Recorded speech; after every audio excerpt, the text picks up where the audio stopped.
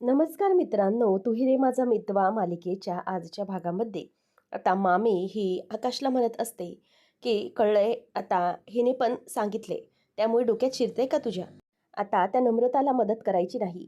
तसंच ईश्वरीने देखील सांगितलेलं आहे. तेवढ्यातच अर्णव येतो आणि म्हणतो, की "एक मिनिट, हे कोणी ठरवलं आणि आकाशने मदत करायची की नाही?" त्यावेळेला मामी म्हणते, की "अरे अर्णव, तुला माहिती नाहीये, हा आकाश स्वतःचा बिझनेस सोडून त्या नम्रताची मदत करतोय." त्यावेळेला तो म्हणतो, की "एक मिनिट, हे तुम्ही कोणीही काही ठरवू नका. आकाशने नम्रताला मदत केली तरीही काही प्रॉब्लेम नाही." तेव्हा मग आता वल्लरी म्हणते, की "म्हणजे तुला काय वाटतंय अर्णव, त्या आकाशने नम्रताचं कुरिअर बॉय झालं तरी चालेल का तुला? अरे, कसं काम करून घेते ती त्याच्याकडून?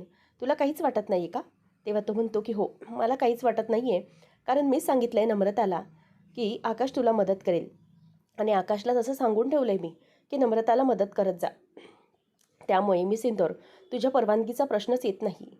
तू काय बोलशील किंवा काय नाही. कारण मीच तसं त्याला सांगून ठेवलेलं आहे, की काही झालं तरीही तिथे नम्रताला तुला मदत करायची आहे.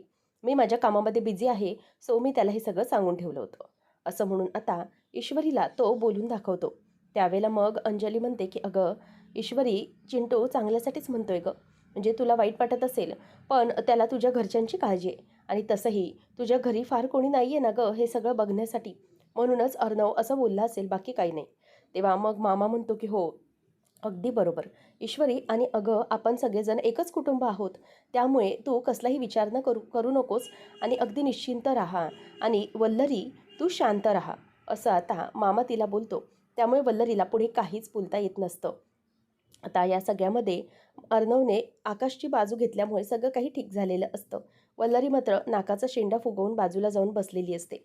आता ईश्वरी ही जात असताना अर्णवकडे बघते. अर्णवला फक्त तिची काळजी नाही तर घरच्यांची पण आहे, हे तिला कळलेलं असतं.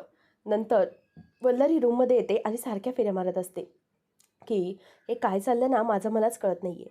माझ्या माघारी या सगळ्या काय काही गोष्टी चालल्यात ना, त्या मी अजिबातच खपवून घेणार नाही आहे. ती नम्रता तर पक्की ओव्हर स्मार्ट आहे आणि ही ईश्वरी, ईश्वरी आता काय काय करते, काय काय रंग दाखवते हे माझ्या आत्ता लक्षात येते.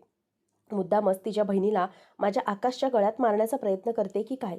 म्हणजे माझ्या आकाशला तिच्या जवळ पाठवून हे सगळं घडवून आणण्याचा हिचा प्लॅन दिसतोय.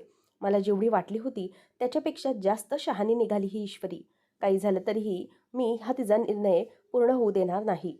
तेवढ्यातच मामा येतो आणि म्हणतो, की "अगं वल्लरी, काय झालं काय होतं तुला खाली मगाशी? इतकी का तापली होतीस तू? काय झालं इतकं?" तेव्हा मग ती म्हणते, की "हे बघा, तुम्ही ना काही बोलूच नका. तुम्ही तर शांत राहा. हे सगळं तुम्हाला कसं चालतं ना मलाच माहीत नाही. अहो, स्वतःचा मुलगा आहे ना, मग तो असं कोणाच्याही मदतीला गेलेलं तुम्हाला कसं चालतं?"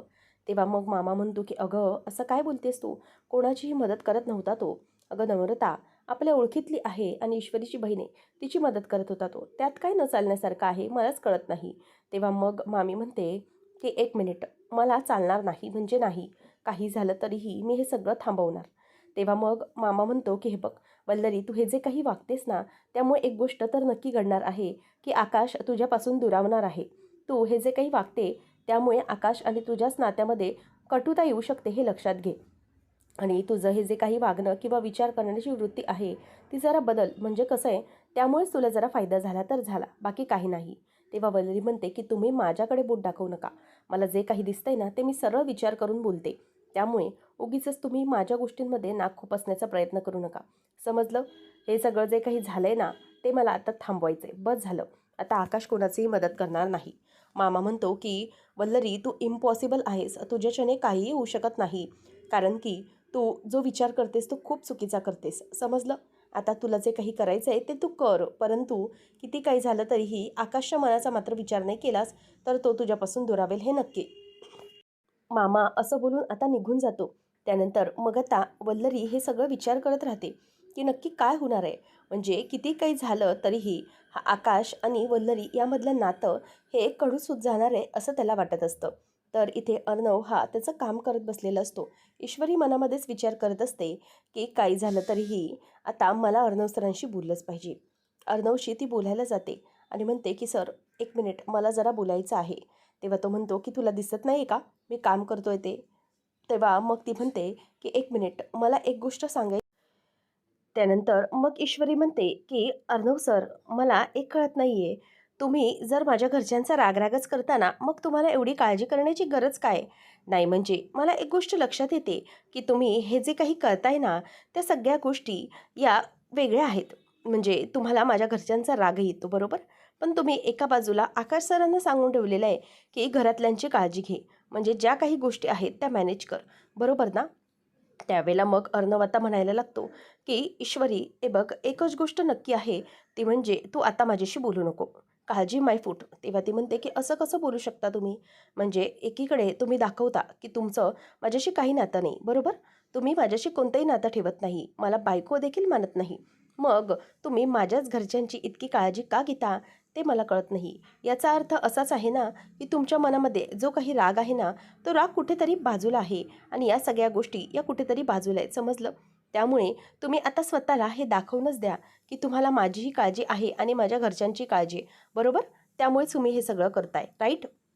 तेव्हा अर्णव तिला म्हणतो, की "हे बघ, तुझी ही युजलेस बडबड ऐकायला ना मला अजिबातच वेळ नाही आहे. त्यामुळे प्लीज तू जरा जा. मला माझं काम करू दे, ओके?" तेव्हा ईश्वरी म्हणते, की "हे बघ सर, मला माहिती आहे की तुम्ही हे जे काही ज्याला बडबड बोलताय ना, ते मी जे काही बोलते ते सत्य बोलते आहे. त्यामुळे तुम्हाला जे काही वाटत असेल ते वाटत असेल, पण त्याच्यावरचं कन्क्लुजन मी काढलेलं आहे." तेव्हा अर्णव म्हणतो, की "ओके, जा. तुला जे काही कन्क्लुजन काढायचं आहे ना, तू काढून मोकळी हो." ईश्वरी म्हणते, की "हो, मी कन्क्लुजन अगोदरच काढून मोकळी झालेली आहे. ते म्हणजे की तुमचं आणि माझं नातं हे वेगळं आहे. किती काही झालं तरी तुम्ही माझी आणि माझ्या घरच्यांची काळजी करणं सोडू शकत नाही." आता मात्र अर्णव तिथून गपचूप उठून जातो. ईश्वरी म्हणते, की "सर, मला माहिती आहे कितीही काही झालं तरीही तुम्ही माझी आणि घरच्यांची काळजी करणं सोडणार नाही. तुम्हाला माझी काळजी वाटते हे खरं आहे." असं ईश्वरी आता विचार करत असते. त्यामुळेच आता वल्लरी मात्र टेन्शनमध्ये असते. तिच्या रूममध्ये ती विचार करत बसलेली असते, की मी आकाशवर जरा जास्तच चिडले का? म्हणजे सगळ्यांसमोर त्याला खूप बोलून दाखवलं वाटतं मी. त्यामुळे मला असं वाटतंय, की किती काही झालं तरीही आकाश माझ्यापासून दुरावायला नको. सगळ्यांसमोर मी बोलले तर खरं, पण याचा उलटा परिणाम व्हायला नको, असा विचार तिच्या डोक्यात सुरू असतो. तेवढ्यातच आकाश तिथे येतो. "मॉम" असा आवाज तिला देतो. तेव्हा मग ती आकाशला म्हणते, की "आकाश, खरं तर." तेव्हा मग तो म्हणतो, की "मॉम, माझं चुकलं. मी मगाशी जेव्हा तू बोलत होतीस तेव्हा सगळ्यांसमोर तुला खूप बोललो ना, असं वाटतंय मला." त्यावेळेला आता ती म्हणायला लागते, की "हे बघ आकाश, प्लीज तू वाईट वाटून घेऊ नकोस, पण मला खरंच तुझी खूप काळजी वाटते रे. म्हणजे तुला कोणी काही बोललं ना, तर ते मला अजिबात सहन होत नाही. आणि ती माझी मैत्रीण मला तुझ्याबद्दल असं बोलून दाखवत होती ना, त्यामुळे मला खूप राग आला होता. आणि मी राग कंट्रोलच्या बाहेर जाऊन तुला खूप जास्त बोलले ना तिकडे, त्यामुळे खरंच आय एम सॉरी. मला माफ कर. खरं तर मी हे सगळं तुला बोलायला नको हवं होतं सगळ्यांसमोर. खरंच माझंही चुकलंच रे." तेव्हा मग आता तो म्हणतो, की "मॉम, तसं नाही गं. तू बरोबर बोलत होती, पण माझा जास्त आवाज चढला. त्यामुळे खरंच आय एम सॉरी." तेव्हा असं म्हटल्याबरोबर इथे आता वल्लेरी म्हणते, की "ठीक आहे रे बाळा, काही हरकत नाही." पण इथे आकाश मात्र तिला सगळं काही एक्सप्लेन करून सांगत असतो, की "प्लीज तू वाईट वाटून घेऊ नकोस. हे जे काही मी बोललो त्याबद्दल खरंच सॉरी." तेव्हा वल्लरी पण म्हणते, की "हो, आकाश बाळा, अरे काहीच हरकत नाही. मी पण तुला खरंच बोलली होते. त्यामुळे मला मात्र हे सगळं आवडत नाही. तुला कोणी बोललेलं ना मी खपवून घेऊ शकत नाही. त्यामुळे मी बोलले, बाकी काही नाही." तेव्हा आता आकाश आणि वल्लरी यामधलं नातं पुन्हा एकदा पूर्ववत झालेलं असतं. त्यानंतर आकाश आईला मिठी मारून "आय लव्ह यू" असं तिला बोलतो. तेव्हा ती पण "लव्ह यू टू बाळा" असं म्हणून त्याला जवळ घेते. त्यानंतर आपल्याला पाहायला मिळतं, की सगळेजण इथे पतंगबाजीसाठी तयार असतात. म्हणजे मांजे आणि त्याचबरोबर पतंग घेऊन सगळे असतात. तेव्हा वल्लरी घरी ठरवते, की काही झालं तरी आता त्या नम्रताला पुढे-पुढे करू द्यायचं नाही म्हणजे नाही. नंतर मामा म्हणतो, की "चला आता थोड्याच वेळामध्ये पतंगबाजी सुरू होणार आहे, त्यामुळे मजा येणार आहे." त्याच वेळेला तिथे आता आकाश येतो आणि म्हणतो, की "ऑल सेट टू पतंग कॉम्पिटिशन. चला आपल्याला आज कॉम्पिटिशन करायची आहे." तेव्हा मग मामा येतो आणि म्हणतो, की "वॉव! सगळं झालेलं आहे का तयारी?" तेव्हा तो म्हणतो, की "येस डॅड. आता फक्त आपले मेंबर येतील, मग सगळी काही मजा येणार आहे." त्यावेळेला मग आता अंजली म्हणते, की "वाह! यावेळेला खरंच खूप मजा येणार आहे. सगळेजण असणार आहेत." त्यावेळेला मग आता इथे अंजली म्हणते, की "बरं, आता चिंटू कधी येतोय ते आपण बघूया. चिंटू आणि ईश्वरी आले, की मग आपण कॉम्पिटिशनला सुरुवात करूया." तेवढ्यातच आता मग अंजली म्हणते, की "हो, नम्रता पण येणार आहे ना?" त्याचबरोबर मामा म्हणतो, की "हो, हो, नम्रता पण येणार आहे." तेव्हा अंजलीला बघत वल्लरी म्हणते, की "आता ती नम्रता कशाला हवी आणखी?" त्याचबरोबर मामा म्हणतो की अगं असं काय करते, जितके जास्त लोक असतील ना तितकी जास्त पतंग उडवायला मजा येते कॉम्पिटिशनमध्ये, माहिती आहे का. तेवढ्यात अर्णव येतो आणि म्हणतो की चला, झाले ना सगळी तयारी, आपण पतंग कॉम्पिटिशनमध्ये जाऊया. तेवढ्यातच आता सगळे निघत असताना अंजली म्हणते की अरे चिंटू, असा एकटाच कुठे निघालास, ईश्वरी पण आहे ना, ईश्वरीला पण येऊ दे ना. त्यावेळेला मग आता लगेचच अर्णव म्हणायला लागतो की ईश्वरी ती कशाला हवी आहे, म्हणजे मला तरी वाटत नाही की तिला काही पतंग वगैरे उडवता येत असेल, आणि त्याशिवाय तिकडे पतंग तुम्हाला शांतपणे उडवायची आहे की तिथला डेसिबल लेवल वाढवायचा आहे हे तुम्हाला ठरवायचं आहे. तेव्हा मात्र वल्लरीला आनंदच होतो. तेवढ्यात ईश्वरी येते आणि म्हणते की काय काय म्हणाले तुम्ही, डेसिबल लेवल. तेव्हा मग लगेचच अंजली म्हणते की हो, बघ ना ईश्वरी हा काय म्हणतोय ते, मला म्हणतोय की तुला यायचं नाही आहे, पण काही झालं तरीही तुमची पहिली संक्रांत होती ना, त्यामुळे ईश्वरी तू पाहिजेचच पतंग उडवायला. तेव्हा ईश्वरी म्हणते की हो ताई, कसं आहे ना, काही लोकांना माहीत नसेल, पण मला पतंग उडवायला खूप छान येते, आणि माझा डेसिबल लेवल जरी जास्त असेल ना, तरीही तिकडे हे सगळं करायला खूपच मजा येणार आहे. त्यामुळे आता इथे अर्णव सर मस्करी करत असतील असं ती बोलते. तेव्हा मग त्यावर वल्लरी म्हणते की नाही, हा अर्णव अजिबात मस्करी करत नव्हता. तो अगदी बोलण्यामध्ये सिरियस होता. तिथला डेसिबल लेवल वाढायला नको असंच त्याचं म्हणणं होतं. ईश्वरी म्हणते की जे कोणाला काही वाटायचे ते वाटू दे, परंतु आज मी पतंग उडवणार पण आणि सगळ्यांचे पतंग काटणार पण, असं ईश्वरी आता बोलून दाखवते. आणि त्याच वेळेला सगळेजण आता पतंग आपापले घेऊन चाललेले असतात आणि तेवढ्यातच वल्लरी ही पुढे येते आणि सगळेजण निघालेले असताना वल्लरी तिथेच उभी राहते आणि म्हणते की हे बघ, तुला काय वाटतं, किती काही झालं ना, तू जरीही किती दाखवण्याचा प्रयत्न केला ना, तरीही अर्णवला तू नकोयस हे त्याच्या प्रत्येक बोलण्यामधून सिद्ध होतं. अर्णव हा किती काही झालं ना तरी तुझ्यापासून लांब जाण्याचा प्रयत्न करतो, तुझ्यावर त्याचं अजिबातच प्रेम नाही हे सगळं सिद्ध होतं. ईश्वरी म्हणते की मामी, तुम्ही कितीही केविलवाना प्रयत्न केला ना, तरीही हे सत्य आहे की अर्णव सरांना माझ्याशिवाय काहीही करमत नाही, आणि अर्णव सरांना माझी किती काळजी आहे ना, हे आज ना मी तुम्हाला दाखवूनच देते. आजच्या या कॉम्पिटिशनमध्ये तुम्हाला लक्षात येईल की अर्णव सरांचं माझ्यावर किती प्रेम आहे आणि माझ्यावर किती त्यांची काळजी आहे. किती जरी तुम्ही तोंडावर पडले ना, तरी तुम्हाला होतच नाही आहे. तेव्हा मग आता ईश्वरी आणि सगळेजण पतंग उडवण्यासाठी जातात. वल्लरी आता म्हणते की बघूया काय होतं. नमू पण आलेली असते आणि सगळेजण आता पतंग कॉम्पिटिशनमध्ये रंगलेले असतात. ईश्वरी आणि अर्णव दोघंजणही बाजूला असतात. आता ईश्वरी म्हणते की चला चला, आपला पतंग आभाळात कसा उडतोय बघा. सगळ्यांचे पतंग हे आकाशामध्ये आता उडत असतात, झेप घेत असतात. त्यावेळेला मग आकाश म्हणत असतो की आई, चल चल चल लवकर, ढील दे ढील दे. तेव्हा मग वल्लरीला काहीच समजत नसतं. ती म्हणते की काय, ढील दे काय. तेव्हा मग तो म्हणतो की आई अगं ढील दे म्हणजे लूज सोड असं म्हणतो मी तुला, तो जो गन्नी आहे ती लूज सोड असं म्हणून आता ती म्हणते की अच्छा अच्छा ठीक आहे. तेव्हा मग ती थोडी मागे जाते आणि त्याला पतंग उडवायला देत असते. तर इथे आता मामा म्हणतो की काय आकाश, तुझा पार्टनर, अरे कधीही या वल्लरीने कधीही कुठेही ढील दिलेली नाही आहे. अरे तिने संसारात पण कधी ढील सोडलेलं नाही आहे, तर मग तुझी पतंग तर दूरच राहिली, तुझी पतंग तरी ती कशी ढील सोडणार आहे सांग मला. असं म्हटल्याबरोबर इथे आता हे सगळं होत असताना ती रागाने त्याच्याकडे बघत असते आणि अंजली वगैरे सगळेजण हसतात. अंजली म्हणते की काय रे मामा तू पण, वल्लरीची सारखी सारखी तो टेरच खेचत असतो. नंतर आकाश म्हणतो की मॉम तू लक्ष देऊ नको बाबांकडे, तू माझ्याकडे बघ, तू डील दे, असं म्हणून तो आता तिला पूर्णपणे डायव्हर्ट करत असतो. तेव्हा ईश्वरीचं लक्ष मध्ये मध्ये अर्णवकडे जात असतं. अर्णवची पतंग ही आकाशात ईश्वरीसोबतच तेवढी उंच उडत असते. हे होत असताना आकाश मात्र खूपच जास्त मजेमध्ये असतो. आकाश आणि नमू दोघंजणही मध्ये मध्ये एकमेकांकडे बघत असतात आणि प्रेमाने एकमेकांकडे लक्ष देऊन असतात. नंतर ईश्वरी आणि अर्णव हे पतंग उडवत असतात. मामा म्हणतो की चला चला चला, पतंग उडवूया, असं म्हणून आता सगळेजण जोरजोरात पतंग उडवायला लागतात. तेवढ्यातच आता मामा म्हणतो की चला, माझा पतंग पण तुमच्याबरोबर आलाय बरं का. ईश्वरी अर्णव दोघंही पतंग उडवताय आणि ईश्वरी अर्णव एकमेकांचा पतंग काटायचा आहे तुम्हाला, समजलं, असंच लूज सोडायचं नाहीये. असं म्हटल्याबरोबर इथे आता वल्लरी म्हणते की उडव उडव उडव पतंग, उडव आकाशात, हे बघ आकाश, अरे तुझा पतंग बघ, असं म्हणून ती आता त्याला जोरजोरात चीअर करत असते आणि मग त्याला म्हणत असते की चल चल आकाश लवकर चल. तेव्हा मामा म्हणतो की आकाश सांभाळून बरं का, भरपूर पतंग आहेत आकाशामध्ये, आणि किती काही झालं तरीही ईश्वरीचा पतंग आता अर्णव काटणारच. तेव्हा ईश्वरी म्हणते की नाही नाही नाही मामा, असं अजिबात डील सोडणार नाही आहे मी, अहो, आम्ही इंदोरमध्ये भरपूर पतंग उडवलेले आहेत.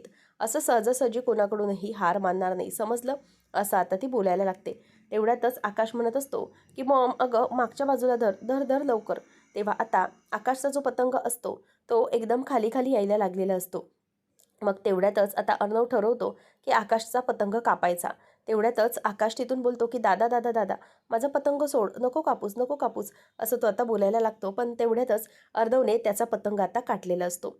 वल्लरी म्हणते, की "काय रे आकाश?" तेव्हा मग आकाश म्हणतो, की "काय रे दादा, तू माझा पतंग कापूनच टाकलास." तेव्हा मग आता तो जरासा नाराज झालेला असतो. अर्णव म्हणतो, की "अरे बघ, बस काय, आता प्रत्येकाचे पतंग काटणार आहे मी."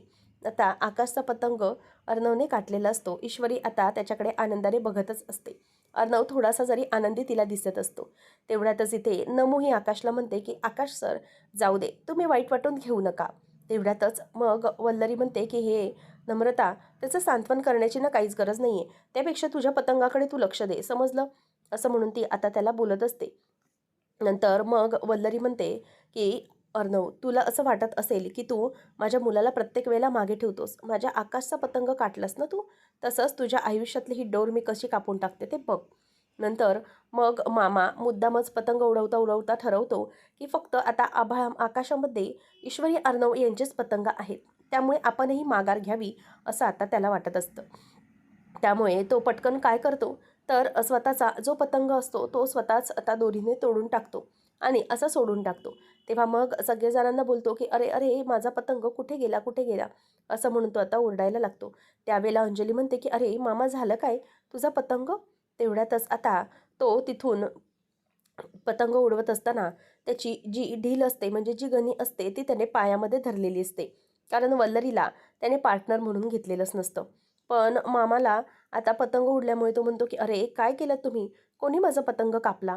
तेव्हा ईश्वरी म्हणते, की "मामा, अहो असं काय करताय? मी तर तुमचा पतंग कापलाच नाहीये." तेव्हा मग अर्णव म्हणतो, की "मामा, मी पण नाही कापला. मग कसा काय तुझा पतंग?" तेव्हा तो म्हणतो, की "अरे तुम्ही दोघांनी माझा ना पतंग कापूनच टाकला." तेव्हा मग वल्लरी म्हणते, की "असंच होणार आहे हे. स्वतः सगळी ती ढील धरणार आणि नंतर पतंग उडवणार. मग हे असंच होणार आहे, समजलं? हरलात तुम्ही पण, चला व्हा बाजूला." असं म्हणून वल्लरी त्याला बाजूला व्हायला सांगत असते. आता मामा म्हणतो, की "थांब थांब वल्लरी, आता एकदम चुरशीची स्पर्धा निघालेली आहे. अर्णव आणि ईश्वरी हे दोघंजणच आता पतंग उडवण्यासाठी आहेत. चला आता खूप मजा येणार आहे." असं म्हणून आता ते पतंग उडवत असतात. मग वल्लरी म्हणते, की "काय चाललंय काय या ईश्वरीचं? ही नक्की करायला काय बघतीये?" तेव्हा आता ईश्वरी ही म्हणते, की "ताई, ढील सोड, ढील सोड, मागे ये, मागे ये." असं म्हणून ती नमूला लांब जायला सांगत असते आणि स्वतः पण मागे मागे येत असते. तर आता इशूला ती म्हणते, की "अगं, काय करतेस तू? म्हणजे हे सगळं कसं करतेस तू? ढील देणार तर कसं होणार?" तेवढ्यातच आता अर्णव म्हणत असतो, की "या मिस इंदोरचं चाललंय तरी काय? ही नक्कीच काहीतरी वेगळं करण्याचा प्रयत्न करते." तेव्हा मग आता ईश्वरी अर्णवकडे बघते आणि म्हणते, की "काही झालं तरीही आम्ही पतंग कापणारच आहे. आम्ही आमची पतंग कोणालाही काटू देणार नाही." असं ती बोलून आता दाखवत असते. त्यानंतर मग आता इथे ईश्वरी ही हे सगळं करत असताना त्यानंतर मग आता ईश्वरी ही मुद्दामच मागे बघते आणि वल्लरीकडे बघते. तिचं जे काही प्लॅनिंग असतं ते ती पूर्ण करण्याचा प्रयत्न करत असते.